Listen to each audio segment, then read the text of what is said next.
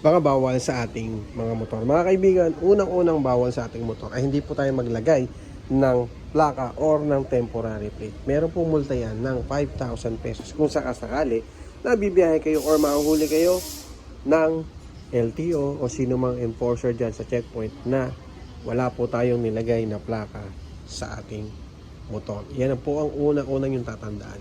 Kapag bumiyahe po tayo, dapat meron po tayong plaka. At dapat ay ilagay po natin yan. Or kung ito man ay temporary plate or ito man ay registered plate, dapat to ay meron tayong plaka na nakalagay. At ang pangalawa natin na bawal sa ating plaka ay yung ganito mga kaibigan. Pangalawang bawal yan. Yung paglalagay po natin ng bracket or ng plate holder sa ating motor. Ayan, tulad po niyan mga kaibigan. Kung sakasakali po tayo ma-checkpoint, ay pwede po tayong magmulta ng 5,000 pesos. Ito pong plate holder na yan o pinaka-bracket is bawal po yan. And ito pong pangatlo mga kaibigan, ito po, yan, acrylic cover. Ito yung plastic na nilalagay natin sa ating motor ay bawal din po yan. Kasi nga may multa po yan ng 5,000 pesos. Sabi nga ni LTO or nasa batas po talaga ni LTO na wala po dapat tayong i-attach sa ating plaka. Dapat po ito po ay nakalagay lang or nakapix lang po dito mismo sa kanyang lagayan, sa kanyang pinaka-bracket. Dapat po walang ganyan. At ang sumunod mga kaibigan, ito. Yan. Bolt. Bawal din po maglagay ng bolt na kakaiba.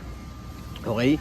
Dati, nag-i-issue si LTO ng bolt na maliit lang. Pero kapag po malaki o kinustomize ninyo, ay bawal po yan na maglagay tayo ng bolt sa ating motor. Mga kaibigan, lahat ng binanggit ko sa inyo, ang multa po niyan ay 5,000 pesos. Kaya kung ako sa inyo, huwag po tayong maglagay ng kung ano-ano sa ating plaka. Dapat po ay ganito lang.